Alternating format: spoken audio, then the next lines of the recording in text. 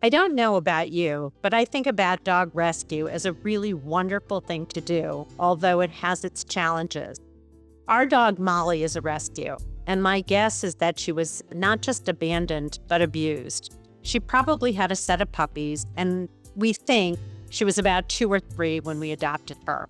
I've never seen a dog eat as fast as Molly. Some people would comment on it because they thought it was funny, but for me, I thought it was tragic.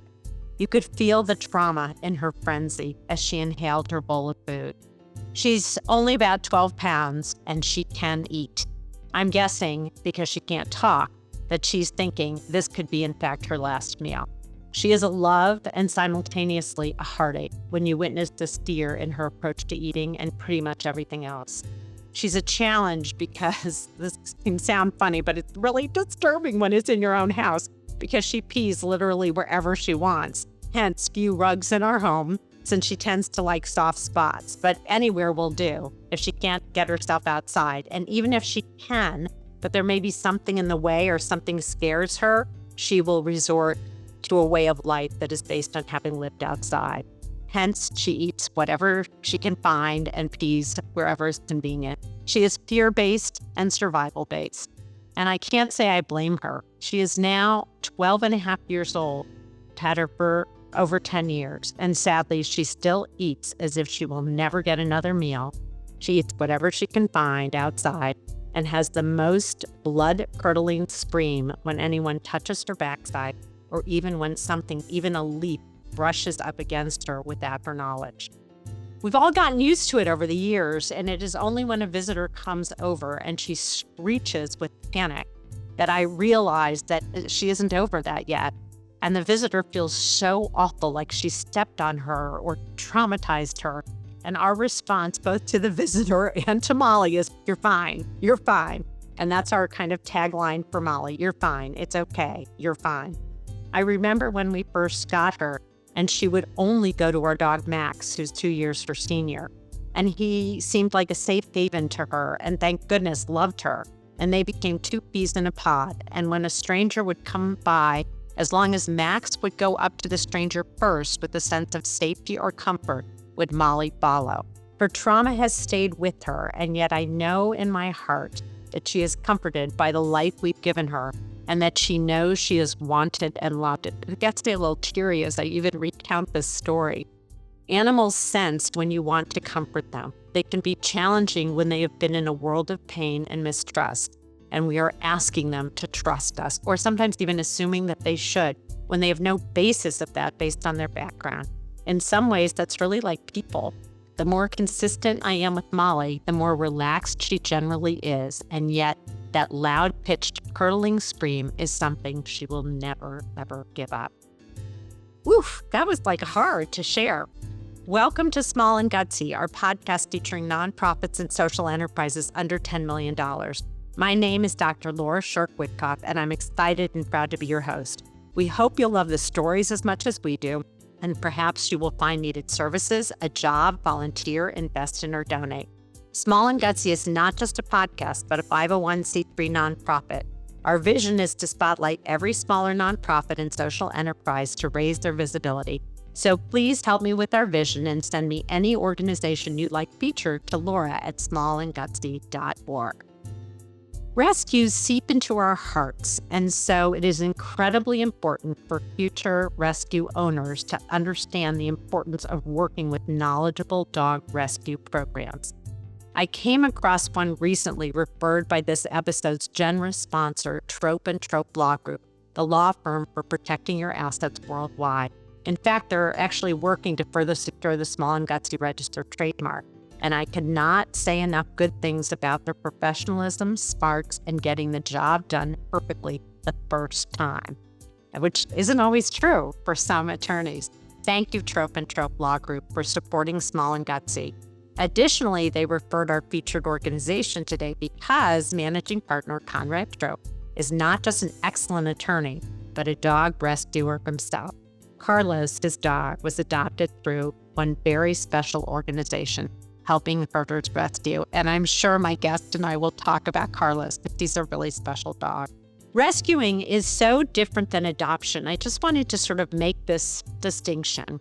Although you could argue that ideally one leads to the other.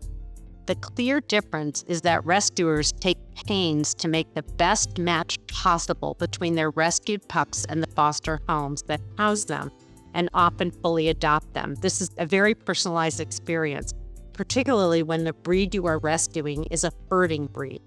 My guest today will share much more, but in reading about herders, I can see why the matching process has to be so targeted to ensure both a happy foster dog and a happy foster home. Here are a few interesting things that I learned along the way if you're considering fostering or adopting a herder. Herders, specifically border collies, can clear a 5+ foot fence and are known, and I think this is kind of cute, but it would be exhausting if I were the owner, as escape artists.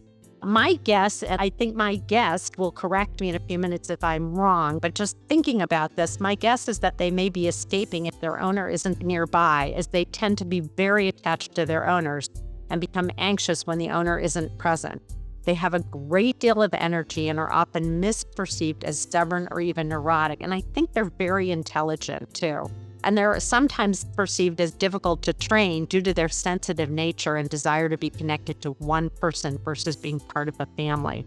Some of these reasons are why many border collies are abandoned at shelters and elsewhere.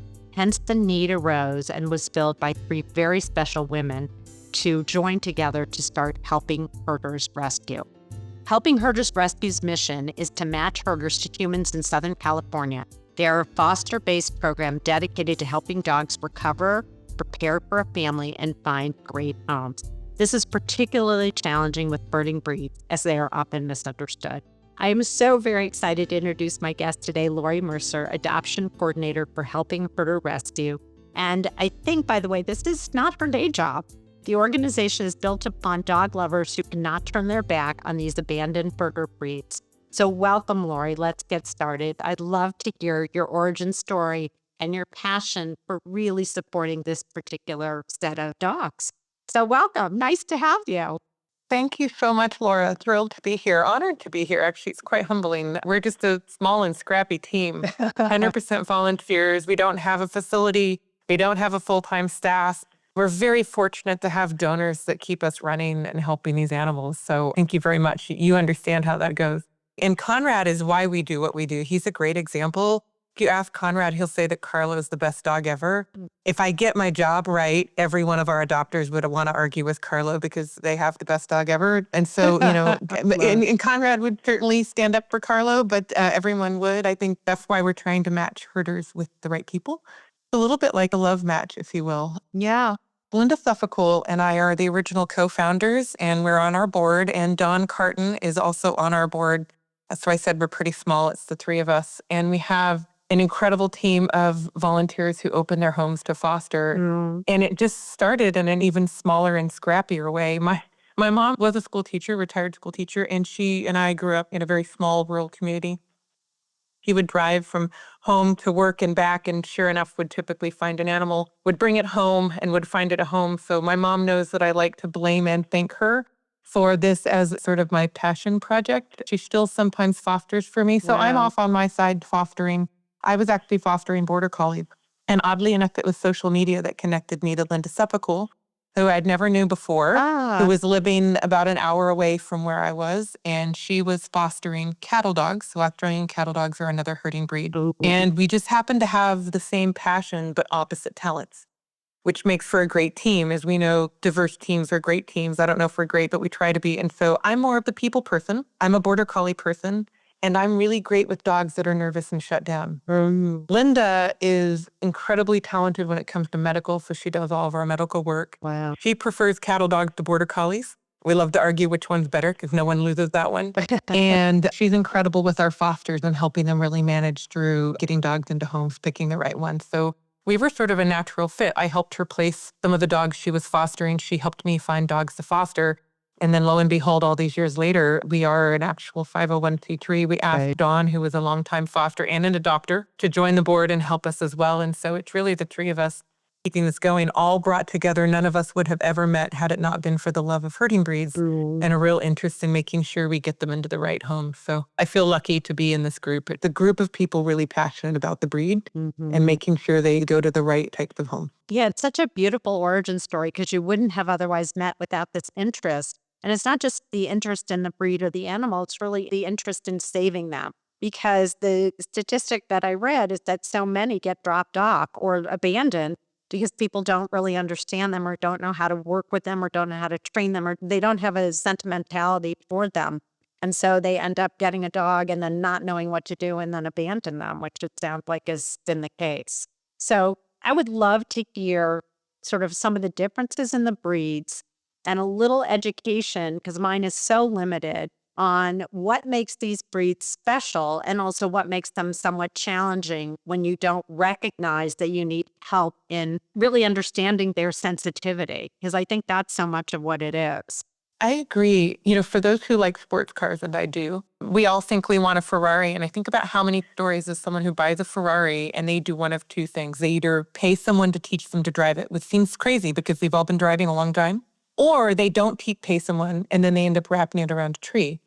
And I think of herders in the same way. They're a little bit high test. We all think we're prepared. And they do come in a range of personalities, just like people do. So you get some that are perhaps more high test, others that are actually pretty easygoing and make great family dogs. But I think there's somewhere in the middle that is the typical. So if we talk in norm, because we know they're all unique, what I typically tell people is border collies are that mad scientist who's blowing things up and always surprised by it. If anyone is old enough to remember the Muppets, there was Harry the mad scientist who would come out and blow things Yeah, up. There's your I border love collie. it. That's hysterical. Very focused, very smart, always doing that. I usually say that the Australian Shepherds are a little bit the party people, though they do have all the same tendencies, but in general, they might be a little more fun, a little happier, a little more wiggly butt, if you will.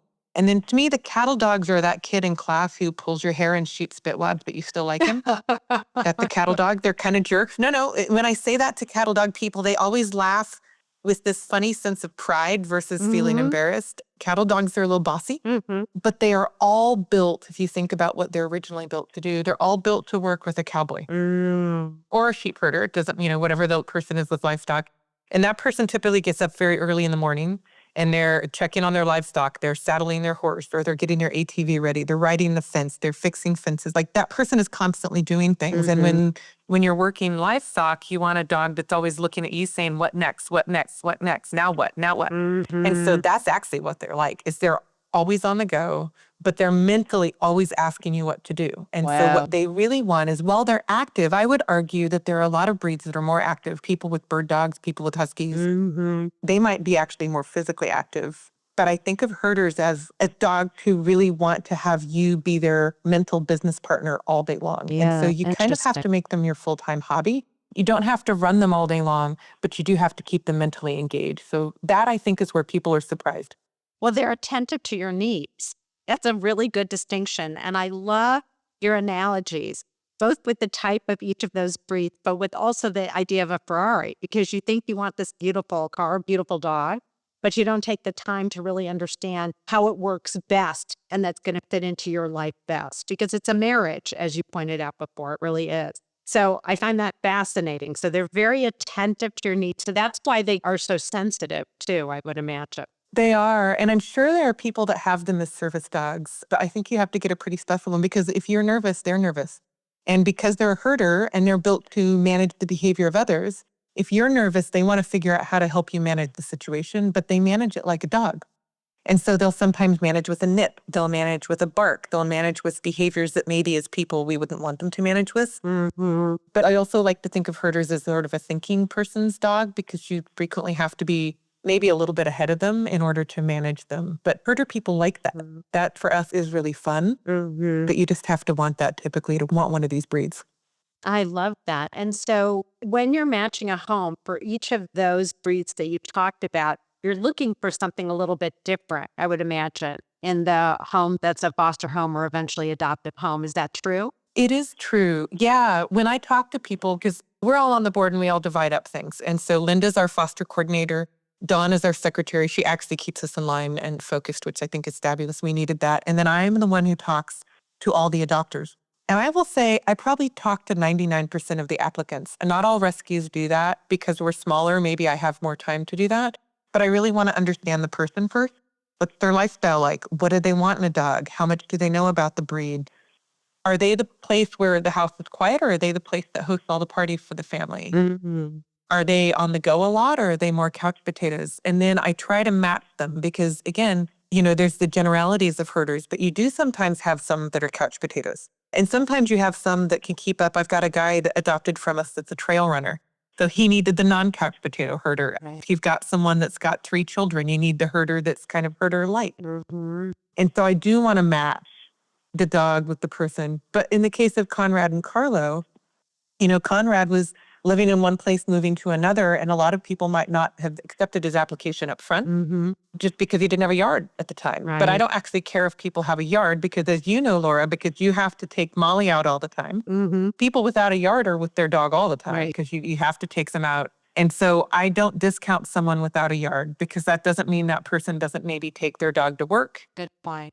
Or maybe they work from home. Maybe they're a distance runner. Who knows what the situation is? So I typically want to talk to the person, get to know them. And then I'll talk about the dog they asked me about, but I'll talk about other dogs I have that I think may or may not be a better fit Mm-hmm. because my goal is to make the right match. My goal is to place this dog one time in a home where it's going to be loved Mm-hmm. and respected and get all the things it needs. And then secondly, I do want the person to be really happy too. Of course. But I do save dogs, not people. Yeah. But I wanted to, how it goes. Yeah, But I find I've had adopters come back because it worked so well the first time. And hopefully I've got the right dog the second time too. But I think that match, and that's where Linda, Dawn, and I, that's one of the things that we're very, very in agreement on. We want it to be a good match. Of course. I love that. And I love your thoughtfulness about it too. Your approach is so wonderful because you really are in it for the right reason. You're in it for the dog's happiness, but you're also in it for the person to really understand what they're getting into. So if you know them well enough, you can suggest what might work best for them or their family.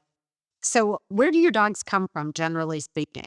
Oh gosh, we get dogs from all over the place. Right now, most of our dogs come out of the shelters, and geographically in Southern California, because we're based in Southern California, most of our dogs come from the Inland Empire, and most of my adoptions go coastal. So I sometimes think I'm taking dogs from the east. But what's interesting, it doesn't mean that there aren't great homes in the Inland Empire. Most Right. of my foster homes have property, and they typically live east of us. And so you get a real mix. I just think there are more herders out that way for a lot of reasons. There's some backyard breeders out that way that I wish would stop. And so most of my dogs right now are coming out of the shelter. We've had dogs come from our veterinarian where someone drops off a dog that they say is a stray, but come to find out they just didn't want to pay for medical and our veterinarian will call it. Yeah. We've had some hoarding situations that we've assisted with. And once in a while, we'll get a dog from an owner, what we call an owner surrender, which is where there's an owner who can't keep a dog. I try not to do that very often because those dogs are maybe not in the best situation, but they're not in a life or death situation. It's a little bit like triage. We have very limited space, so we have to be thoughtful about which dogs we can accept into the program. It can be a little heartbreaking. Of course. But we get dogs from all over, quite honestly. And do they stay with one of the 3 of you initially, or how do you do that? Because that's got to be hard too. It is hard. If it's a shelter, some of the shelters have us on their email list, and then some of them know Linda. I like to say Linda does intakes, I do outtakes. So a lot of the shelters will just contact Linda directly. And then if we can, we can. The veterinarian, of course, knows Linda because she manages our foster program and all of our vetting. So they just give her a call. We get lots of people who email us and message us. And because I do most of the email, I frequently respond to those folks. What we do a lot of right now at any given moment on our website, a good 50% of the dogs on the website are not in my foster program. A good 50% of those dogs are either with a Good Samaritan who found the dog. They're willing to hold the dog as long as it takes, get it vetted. Great. And I will do all the same work to place them. And then I also find owners who need help for any given situation, and I'll help them as well. So if we can help, I always say it doesn't matter which dog I place in which home, as long as it's the right dog in the right home. I don't care how it happens. Right. So we're happy to help in that way too. That's amazing. And how many dogs at one given time, or is it just too fluid? It's hard to share that. I will say I have listed on the website typically 15 to 30 dogs at any given moment. Wow. We're pretty small. There are a lot of rescues that have more. But then remember, 50% of those are not in our foster program. Right. So we will have I don't know, 8 to 20 dogs in the foster program at any given time. And when they're in the foster program, they're in a home temporarily, getting ready for adoption. Do some of those foster homes end up adopting those dogs as well? Or not all? I know that's a tricky one. I can pick on our secretary, Dawn. We call it a foster fail, Laura. Oh, But that's kind of the best right. types of failure, right? When a Mhm. dog is in an amazing home. Yeah. Yes, he adopted a dog. His name is Scout, and he is a very lucky guy who is now living a great life with Dawn and her husband and the other dogs and the horses Mhm. and everything else. Yeah, some of our fosters view, but just because you foster doesn't mean it's a fit. The Right. last dog that I fostered is in a fabulous home in Laguna now with an Australian Shepherd friend. Mm. And my dog didn't like him. Oh, And she interesting. didn't hate him, but she didn't like him. And so, Mhm. I had to monitor their relationship. So I can make that work as a foster home for a short period of time, Mhm. but it's not the best placement for that dog, even though I very much loved him. So Yeah. all of our dogs live in homes with people. All of our fosters welcome the dogs. These are not dogs living in kennels. These are dogs literally living in people's houses Mhm. with their dogs as well. Yeah. And our fosters do yeoman's work, to tell you the truth. We get these dogs. They come out of a situation. They might be too skinny. They might be smelly. They might not be good on leash. They might be afraid of people, Mhm. any number of things. And they work through that and get them ready. And so, as part of the program, if I were to foster a dog, as an example, you would come and help me navigate if the dog were thin or scared, or kind of what I went through with Molly. And we just did whatever we could to make her feel comfortable. I really needed you, even though it's a very different kind of breed. She's a tiny little Maltese mixed, we don't even know. But the feeling is still the same. Like she was clearly in a bad place. So do you then work with somebody to sort of teach them if they don't automatically know enough about the breed, but they do want to become a foster? You'll work with them to say, this is what I try, or think about this, or whatever. Oh, absolutely. And actually, when I get an owner who needs to surrender a dog, I typically start with, tell me what's going on. Maybe I can coach you through this. That's great. Because if you've got a good owner and a good home, and there was one gentleman who had a dog that was dog reactive that he'd adopted, I don't know where. And he called me once a month for 10 months and we worked our way through it. And I'm not a trainer, but some of this is really consistent. Now, if you have something I've never heard of before, I have some trainers I highly recommend. Yeah. But a lot of it is pretty common, even if it's a different breed. And so I will coach people through it. For our fosters, we're not local. I think my closest foster is probably 45 minutes away from me. And if Wow. it's traffic between here and Pomona, it could be worse. And so we do most of our work on the phone. And to tell you the truth, there are fosters that I've never met in person. Oh, I love that. But we all know each other and they call if they have questions. And so they call either Linda or myself, depending on what the question is. And we absolutely coach people through it. I love it. Yeah, whether you've got a dog hiding under the table, not good on leash, emaciated, whatever it is. I love it because you're really a full resource for someone who loves animals, but maybe hasn't encountered this particular situation and does want to foster and eventually may want to adopt. So I think that's incredible. It's incredible for the dog, but it's also, you're an incredible resource for folks, which is often unusual. When we rescued Molly, it was a place that said, here you go, bye, see you later. We didn't know what we were getting into. And it was fine. It ended up like, I love her. It's the way it is. But I would have definitely benefited when they said, oh yeah, she's housebroken. Oh yeah, this, oh yeah, that. And none of that was true. And they didn't know her trauma history. And of course, no one will, but we loved her as best we can. And I think she's a happy little camper most of the time, I'd say. So it is a process. And you do feel like at least for me, once you're in it, you can't imagine giving that dog up because you've already created an attachment and they have to you.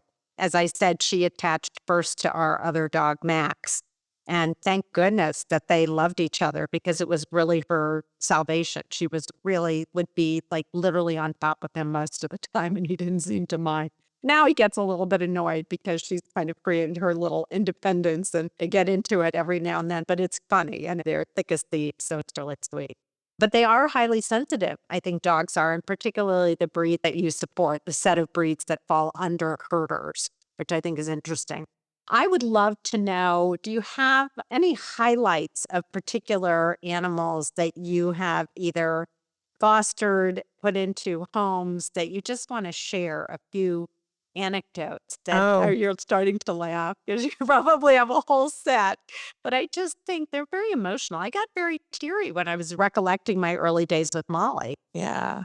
Oh gosh, I was smiling because I have so many stories. I mean, shout out to Conrad and Carlo, obviously. Yeah. There's a dog, and I won't say her name. His name is Elvis. Yeah. She'll know. She's been an amazing supporter. And Elvis, I believe, got his own pool when he moved in. Elvis came from extremely difficult situation. Mm. My last foster is actually an amazing story. He was a Blue Merle Border Collie. And I will say most people seem to get these dogs as puppies, and they seem to give them up between 10 months and 2 years. Oh, no. And my theory is we think that if you get a puppy, you can turn it into what you want. But I don't know what your mother wanted you to do for a living.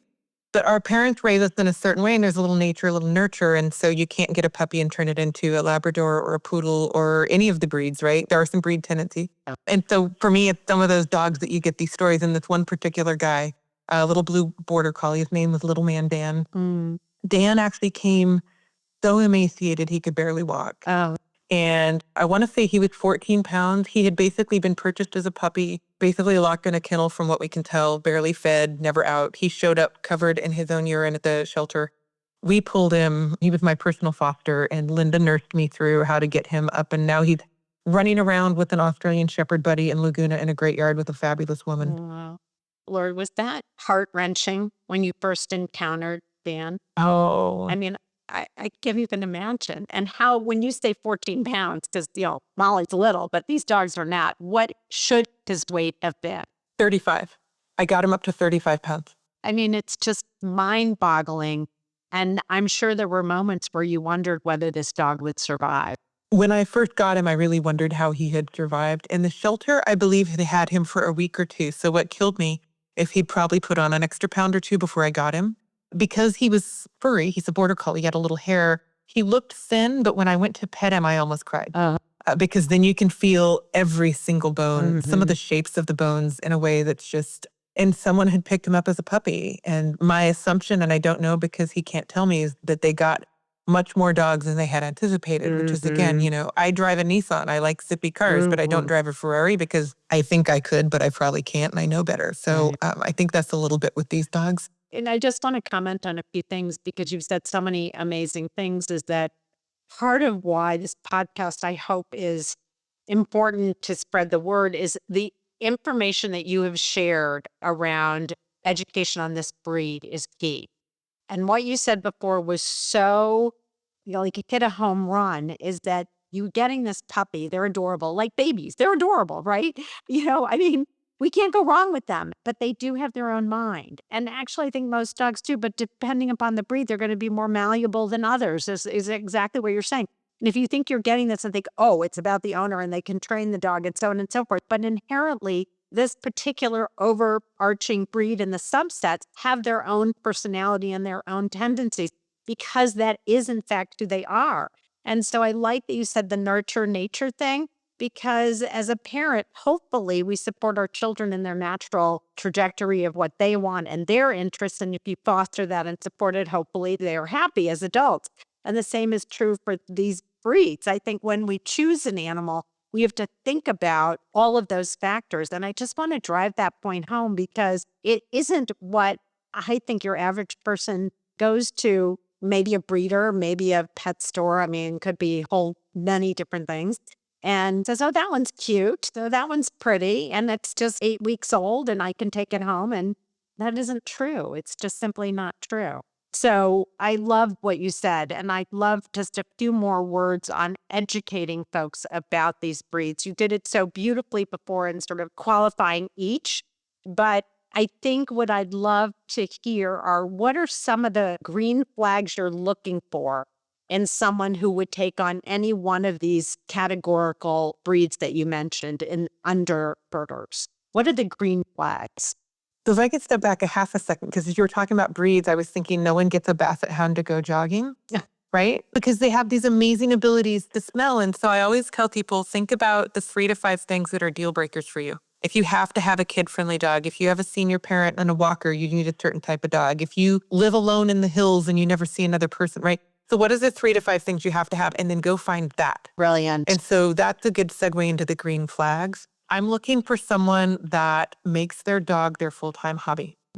Say more of what that means. So if you're busy with an amazing, wonderful, large family doing a lot of great things, or even one kid who's playing piano at Carnegie Hall, so you're doing something all day, every day, you probably don't have time for one of these. And that's okay, there's probably a dog for you. It's just maybe not this breed. Mm-hmm. If you think that a mile is a hike, probably not your breed. Good. If you don't like to provide rules and structure, because I think most herders like to engage with you intellectually and they love to be told what to do.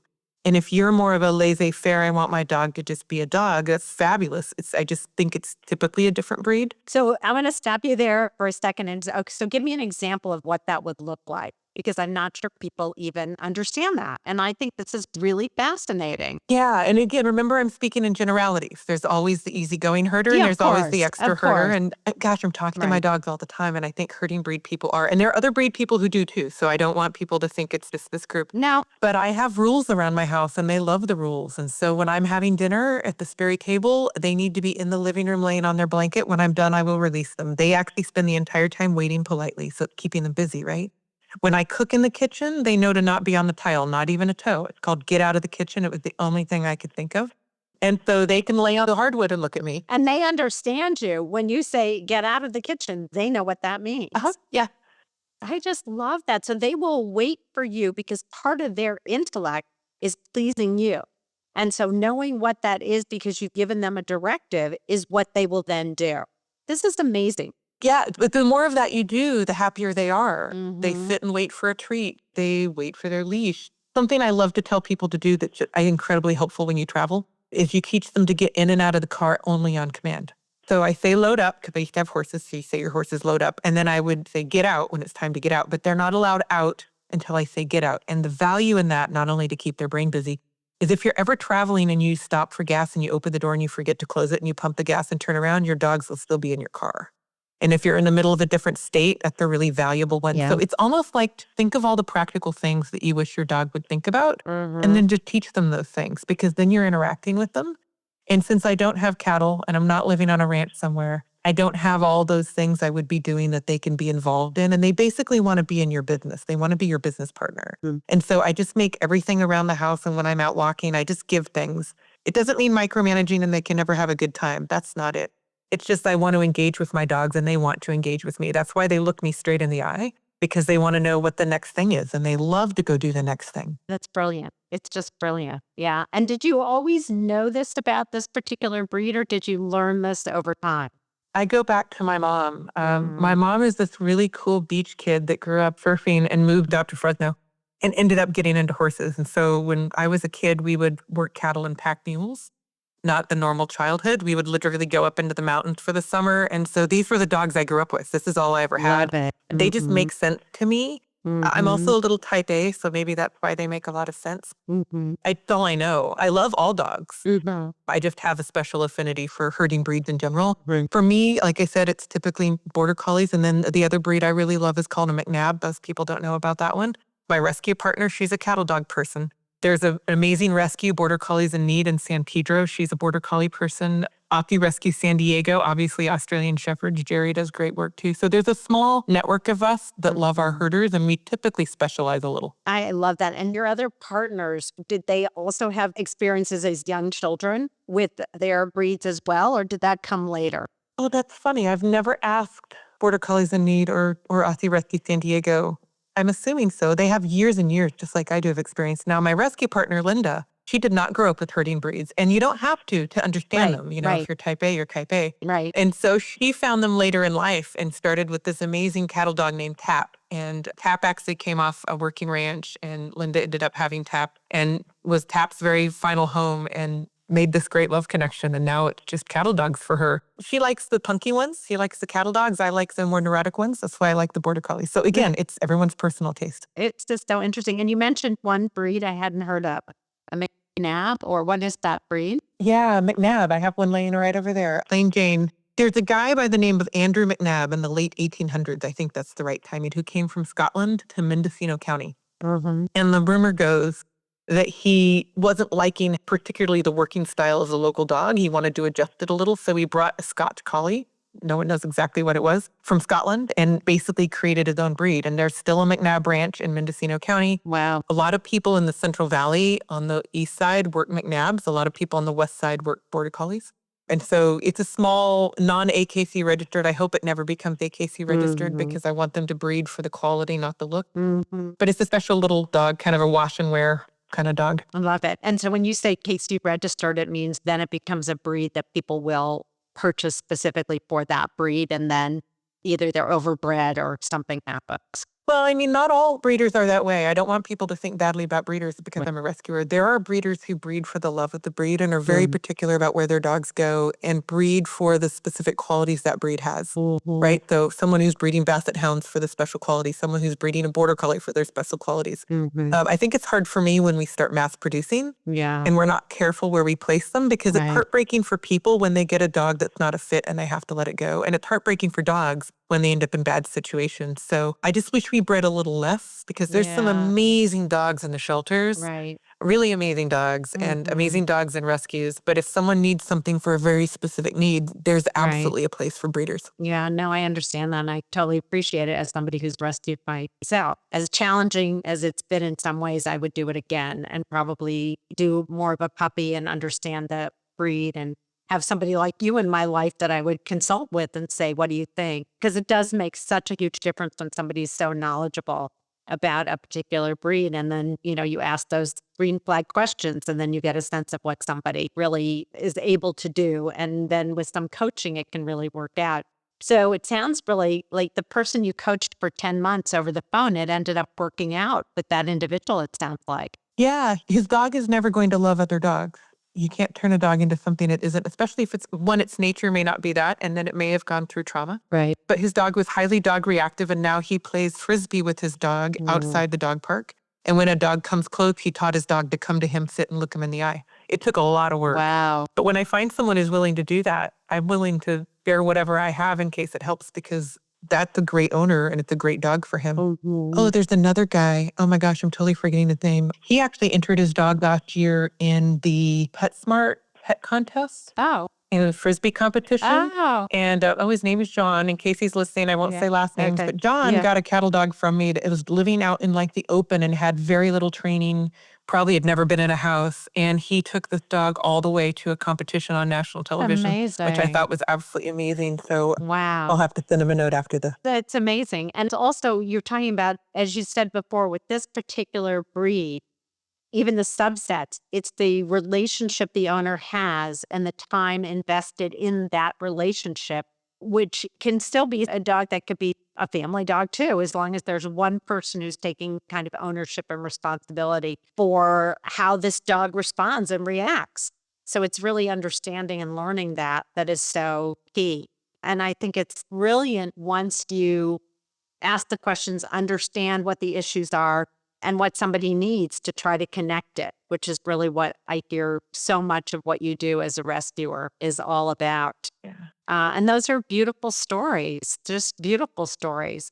Any story that you want to share of sort of an aha moment for you? I mean, I think going to a competition is probably the most aha moment there is, but any that you might have thought twice about and it turned around, or an aha moment that you didn't expect that sort of turned into something that sort of surprised you about a particular breed? I mean, Carlo could be one because that was one that you might not have expected him to be like the gentlest, most wonderful, easygoing dog and totally adapted to their other dog, Bonnie. Well, I remember talking to Conrad. That was a fun story. I'll just have to tell it because I hope he's listening. Yeah, do. He applied for a dog, and I talked to Conrad like I always do. Tell me about your life. Tell me what things are like. Tell me where you live. Tell me what you want to do with this dog.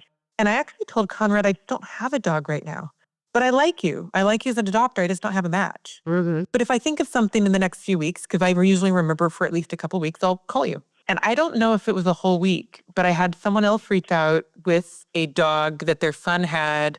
And I don't remember what happened with the son, some life-changing situation. The parents took the dog in, had too many dogs, couldn't keep him. And I got to talking to them, and darned if it wasn't exactly everything that Conrad said he needed. So I called Conrad back and said, I think I found your dog. Wow. And so those are some of my favorite moments. There's a guy who is, he's a surfer and he owns his own business. I think he does construction. And he talked to me probably 5 or 6 years ago, and he needed a dog. And it was a similar situation. And literally a few days later, a veterinarian calls with the dog that had been surrendered, that was Mm-hmm. just living in a kennel and not doing well. And I called this guy back, and he adopted her. And, people keep up with me for a few weeks. Sometimes they do for a long time, sometimes not long. Oh, that reminds me of another one. And so he disappeared for a good 4 or 5 years. And then I get a call from him. And this dog is not well. And I talk to him every day while she's going in and out of the hospital. He's an adult guy with an adult son who even went to the vet with him. You can tell how loved this dog was. And she passed away. And he said, I can't live without a dog. And I said, well, I've got an idea. He said, it has to be a female. I said, why? Why does it have to be a female? Tell me what you want. And he told me what he wanted. And I said, trust me, this little blue puppy, it was a probably 6 to 8 month old puppy, one of our fosters had found curled up and afraid underneath the table. This dog is exactly what you want. And I sent him there, and I get updates from him every month. This dog goes to work with him, tracks his car, hangs out at the beach when he's surfing. They're inseparable. If I ask for the dog back, I get a gigantic no. I mean, I almost get tears in listening to that story. That's almost teary. It's just so beautiful. Okay, tell me the other one. I love these. These are great. So one more. This is a border collie. Linda, my rescue partner, knew a woman who was needing hospice care. And she had a bunch of goats, a couple Australian shepherds, a couple border collies, a cattle dog, and she was going to die. And she didn't have any family, and no one could really care for her. So Linda actually was going over every day and caring for her. And the woman said, please promise me you'll make sure my dogs go to quality homes. And so Linda pinged me and said, well, we've got some more dogs. I said, okay, great. That's what happens. She brings intake, I do outtake. And we worked through the whole group of dogs and made sure each one got some really special homes. Wow. The one I loved the most was a dog named Nana, who was a border collie, and talk about really quirky. I hear your dog. That's great. And that would be a McNabb. So talk about really quirky. This particular border collie was with me, and she was very, very quirky. And I kept saying no to people because it just wasn't quite the right fit. And a guy from Arizona calls me, and he's got 2 other border collies. He drives all the way out to my house here in Anaheim. And he meets her, and it's beautiful. It's a beautiful fit. She's still really strange. And he took her home, Nana, and he called her Annie. And I get a call every year on the anniversary. And Annie owns the house, and she has made such progress. She's gone from nervous Nellie to fabulous off-leash. She gets to go camping. She gets to hunt for fossils. This is why we do what we do, is I could just go on every time I think of one, and I won't do that to you. Every time I think of one, I think of another. But that's what Linda and Don and I are focused on, is making those right matches, because when you make the right match, it's really magical for dogs and for people. I love it. Yes, magical is the best word. And I think that sort of aha moment of when someone calls you and then you've seen where the dog was and where the dog is based on both your coaching, their experience, how they've managed it. And it really is, it's kind of like, I hate to be so spiritual, but it's sort of this moment of awe. There's sort of this connection that happens that you can't discount. It happens between people sometimes when you're that lucky, and it definitely happens between animals and people if you're open to that. And particularly, it sounds like with this breed. And I can't stress that enough. I'm sure with other breeds too, but this breed is so tuned in, the way you've described them, their intellect, their smarts, their ability to want to please and be in service as long as they're given a directive. And then they have their funny, quirky stuff about whatever, depending upon their background and probably the inner workings of their specific breed. But I love that because it's a moment where I guess the word magic and awe both work in that context because it's where it fills your heart and soul. And when you've gone into a situation where this woman was dying, she left these dogs, clearly they were cared for and loved, and it's what she cared about. And so to be able to do that and to close that loop, and then to hear year after year, I have a weird thought because, I'm a consultant in other contexts of my life outside of doing the podcast. And I love your website, and I love seeing the dogs that you have that are for adoption or for sometimes fostering or what you have currently.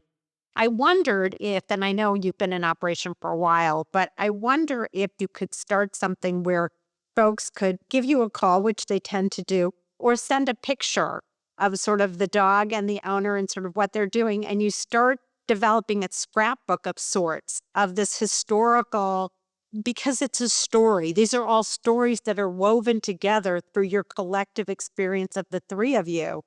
And they're heartwarming and they're beautiful. And I'm just thrilled that I've gotten to meet you and have this as part of Small and Gutsy. And I just wonder if there's a way to keep it going because I think it inspires others when they are in a space where they know they can pay a dog this kind of attention that just hearing these stories make you think, if I were in that place where I could really devote this time, look at the payoff, look at what this would mean. So I don't know if you've ever done that or thought about it.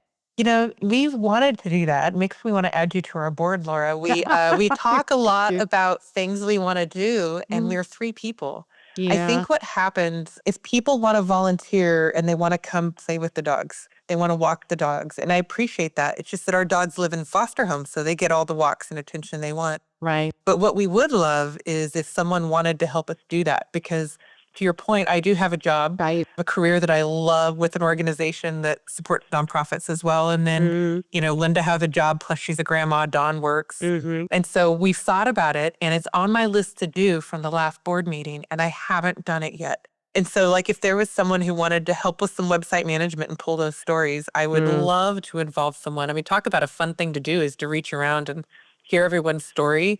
It could be kind of amusing. I built the website probably 3 or 4 years ago. My first website, luckily, it's it's one of those point and click sorts of websites. So thank you for saying you like it. I did have someone at my work ask to volunteer, and people forget that they have skills. I said, what types of things do you do? And he didn't think he had anything, and he started talking about his prior job. He used to do website optimization. Oh, So we got wow. website optimization for free. I'm like, that's a volunteer gig. I mean, we didn't have that before, so now we get more web hits. So people could really think about, it's not just my rescue. Everyone has skills. If someone's great at fundraising, if someone throws a really great party, we would love to have someone throw a party and bring everyone together. If someone, gosh, I do double entry accounting because I happen to do double entry accounting. So like people don't realize what sorts of skills they have that are incredibly valuable Useful, to all right. these different nonprofits that would Right. normally have to pay a professional for it. Right. I'll put it back down on my list, Laura, because I love the stories too. And Yeah. people who have their stories like to share them also because they have the best dogs ever. And it's fun to see Yeah. everyone's best dog. Yeah, I'll get back on that. One thought I have to make it easier for you, and I don't even know if this is really possible, but there's so many ways to do this, is whoever can do your web stuff, and this guy sounds like maybe he could be helpful, is you set it up where someone drops a photo in and writes their own story. So then you don't have to be like the orchestrator, the author of all this, because it is a huge amount of work. I know, because I run a small nonprofit like you do, and it's not my full-time job. In fact, I'm a volunteer like you are. So I just wonder, I'm sure there's a way to do it. And then you might have to edit a little bit, but it comes from their words and they could write 3 sentences or they could write 3 paragraphs, and they have a picture. So those would be 2 things.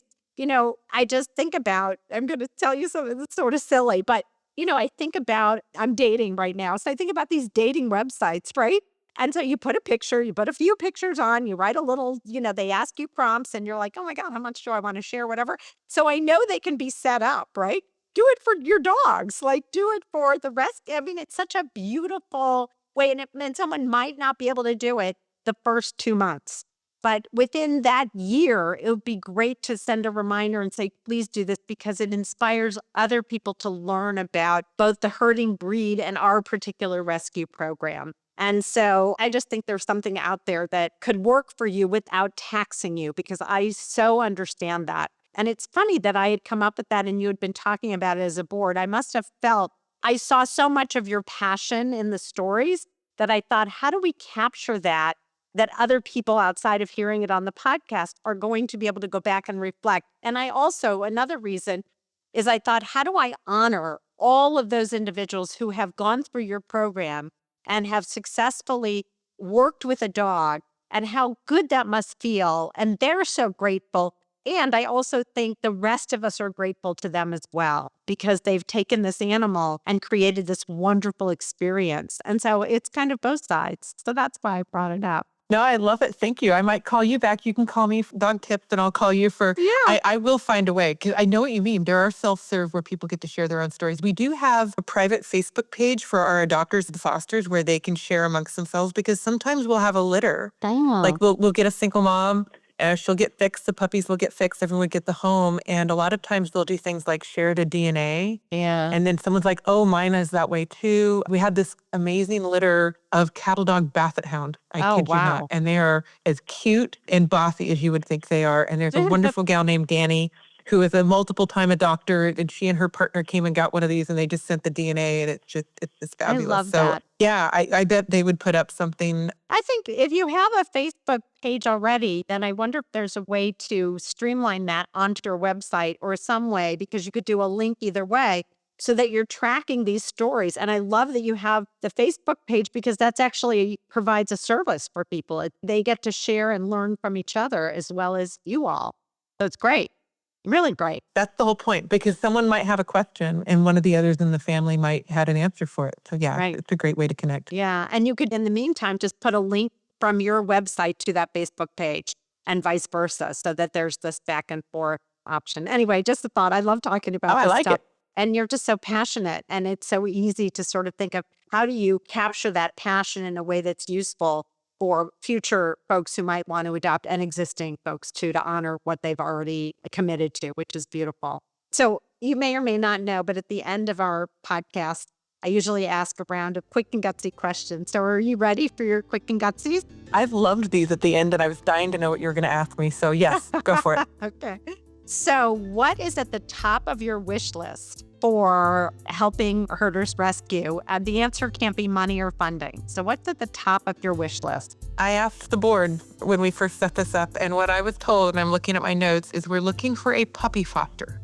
And this is very hard, because when they're a single mom with a litter, you can't just put those puppies anywhere. They haven't had vaccines yet. Right. They can't just be out in public. So what we would absolutely love to have is someone who has a little bit of space, because you want to isolate mom from your other dogs, because she's going to protect her children, right? Right. So we would love to have someone who's a long-term committed puppy foster. That means they'll take in mom and puppies. That means that they'll keep them isolated. The gal who did this before had a heated horse barn, and they got an entire stall where mom could, I know, it was wonderful. Yeah. And that person would be able to keep mom and puppy until the puppies are weaned. Then we actually take the puppies in pairs and send them out to puppy fosters, where they get crate trained and all that stuff. But then that person would keep mom until they're ready. So that actually is the top of our wish list, is a puppy foster. That would be the greatest thing ever. That'd be wonderful. We'll do a shout out. We'll try to post that when we, here's a reminder of what's on your wish list. It's beautiful, because it really is doing a service both for the mother, the puppies, and for the future homes of those dogs, because otherwise I don't even want to think about what could happen. So if you were to think of a song that describes helping herders rescue, what would it be? Boy, that is a good one. The funny thing is, on the board, I bet each of us would have a completely different song. Or it could be a lyric too. It doesn't. It could be a lyric. Yeah, I don't know what it would Yeah. be. I think it would be something a little bit folksy, a little bit country with a hint of rock and roll. So maybe that puts us in the maybe the Stones area. I don't know. It would be something gritty, but with really interesting lyrics, because it would be very intellectual. I don't know what it would be, but it would be something like that. If anyone thinks of it, let me know what it is. But it would. I think that's what it would be like. Oh, I like that. Okay, so let me recap so I get that. So it'd be gritty, a little bit country, a little bit rock and roll. What else did you say? It would have to have good lyrics, intelligent lyrics. Remember, because we're intelligent dogs. Intelligent lyrics, right? That's actually really important. So I'm thinking like Bob Dylan, a Bob Dylan song maybe. Although that's not country. But he's a little folksy, right? Like you could Right. do Dylan, you could even do maybe some Stones. Yeah. Some of my rescue partners will ask me why I'm not coming up with country music singers. It's because I don't know any. But herding people are pretty varied. I think it would be Yeah. hard to find a single song. Yeah. Maybe, what's the Bob Dylan one about a moss on a Rolling Stone? Like it doesn't kind of remind me a little that bit. could be. That could be. 'Cause there's I know what something. that is. I can't remember, but I Yeah. can hear him. Yeah, me too. Like a He Rolling might sing like a cattle dog. They have a crazy Yeah. sound, cattle dogs. So Yeah. it's very Bob Dylan. I love very Bob Dylan. He's our person. Okay, that's good. Wonder if he'd probably really appreciate that. I think we should hashtag him. Oh, I hope so. I don't know. Let's not ask him. I know he's particular. I won't. And I'm a fan. Yeah, that's really funny. What makes helping herders rescue gutsy? Because you're definitely gutsy. What makes you gutsy? I mean, I sometimes joke and say we are cattle dogs. We're tenacious. I've been surprised at what we can get done with a very small group of dedicated people. Every one of our people is gutsy. They'll all chip in, and our fosters hold dogs as long as it takes. I've got a dog I've had for a couple of years in foster, and they don't give up. Wow. So I feel like just like herders who get in there and get the job done, I think that's what we do and makes us gutsy. Yeah, I love that. I love that determination and that fortitude of really, and in some ways resilience too, I would say, because there are a lot of barriers, when you get a dog that's sick or has been abandoned or has had trauma. It's hard. It's beautiful. What is something that outsiders or even a few insiders don't know about helping herders rescue? I don't think people realize the volume of things that we do, even our fosters. I don't think people realize we actually do coach owners to keep their dogs. Linda, from time to time, finds someone who needs what we call a furry favor. There was a family who had a dog that needed a leg amputated. That was a very lovely home, but they didn't have the income to do it. So we did it and gave it back. Beautiful. We haven't told anyone necessarily. That's probably the other thing that makes us small and gutsy is, again, that's what it takes. If we can do it, we will. Yeah. But yeah, I don't think people know how much Linda's there for people, how much Dawn really keeps us going. Yeah. Some of those just like with all people doing good in the community, you don't talk about all of it. Right. It's true. You sort of do what needs to be done. And there's not a lot of fanfare about it. And it's really pretty. A lot of outsiders certainly wouldn't know that. And maybe a few insiders don't realize that either. So it's great. If you could get one celebrity or influencer to talk about helping herders rescue, who might that be? Besides Bob Dylan. I'm kidding. No, it's not. But I know. I don't think Bob would talk for us. Though I like him. Maybe he can sing for us. Yeah. This is interesting because I feel like your herder community is really varied. It is varied in lifestyle. It's varied in politics. So I was thinking, is it someone that would market it? And I'm horrible with names, but I can see him. Oh my gosh. Oh, give me a hint. Is it someone who's been in film? Yes. And actually, I'm going to change my mind. I'm going to say, based on the recent Keep Super Bowl ad, I would say that our population would probably very much like Harrison Ford because he would span the gamut. It's a great choice. Of types of people. And all herder people want a vehicle you can put your vehicle in. And I also just am a fan. So I'm going to say Harrison Ford. I'm going to see if my board agrees with me after they hear this. I love that. I think it's a great one because he goes from sort of rugged cowboy maverick to he's played so many different roles. And yet, in that ad, he is an individual and he talks about being an individual. And it's really important to kind of own what you want and it's got to be the right thing. And that is true for someone fostering or adopting a herder breed, for sure. He probably has one. If not, maybe he should get one. There should have been one in that Jeep. They should have had a Border Collie, a Cattle Dog, or an Australian Shepherd, or a McNab. I agree. Surprised he didn't pull one out, but that's okay. They can go refilm it, I'm sure. I think that's a great idea. So any last comments or thoughts before we close the podcast? And also, how do people find you? How do people reach out to you? People can find us on Facebook, on Instagram, or via website at Helping Herders Rescue. I think we're pretty much consistent across the board. Email helpingherdersrescue@gmail.com. We're not a creative people. In fact, that's what we're doing if we're helping herders. That's how the name came about. Yeah. So pretty straightforward. We do answer all emails and messages, so feel free to reach out. Happy to chat, happy to help. I guess the one last thing, beyond a big thank you to Conrad for always being an amazing supporter and for you for giving us this opportunity and others. Like I said earlier, and it wasn't recorded, so I'll say it now because I know it is. I think you're such a lovely interviewer and the questions you ask. I've enjoyed listening to others and to get to sit here is just really lovely as well. So I've enjoyed the experience. Oh, thank you. And then I guess the last piece would be for everyone listening, if you could just share the message about how important it is to find the right breed for you. And then when you do, it's absolutely amazing. It becomes the best dog ever. And I think that would be great. And then lastly, just don't forget there are amazing dogs that are not puppies and that are not from breeders that all need homes. You'd be shocked at the quality of temperament and character that comes out of all these situations. Yeah. But really, really thank you, Laura. This has been a delight. It's my turn to thank you. I have loved every second. I think you and your team are incredible. And I think that spending the time with me was so meaningful. So thank you for joining the Small and Gutsy family. And you're truly big with impact because the impact that you have on the dog, the individual owner, the family, even the thoughtfulness in which your questions are asked when you're interviewing people is just amazing. And I've learned a lot through this interview and connecting with you. And it's been an absolute privilege and joy. And I'd like to stay in touch.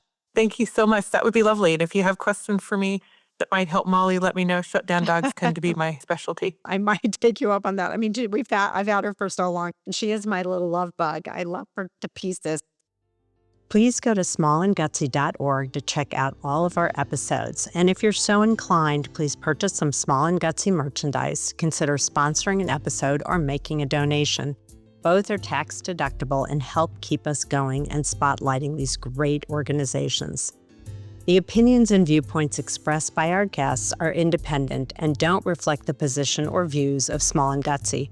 Of course, we can't take responsibility outside of our own vetting of the organizations we interview, so before you sign on to support or work for them, we encourage you to do your own due diligence and research them as well. I want to thank my partners in this endeavor, the Intrinsic Group, the donors, the sponsors, and my incredible board of directors, Brianna Carmichael, John Gatto, Lucy Mello, Ari McCoy, Melissa Greitz, and Serena Rajabian, who believed in me in this project enough so to sign on to support this effort, and all the folks, friends, and family who have guided and inspired me. And thank you for listening. Together, we are spreading social impact, and you can help us. If you like this podcast, please share it with your friends. And don't forget to email me the name of any organization you feel would benefit from being interviewed, from small and gutsy to big with impact. I'm Dr. Laura Shirk-Witkoff, and thanks for listening.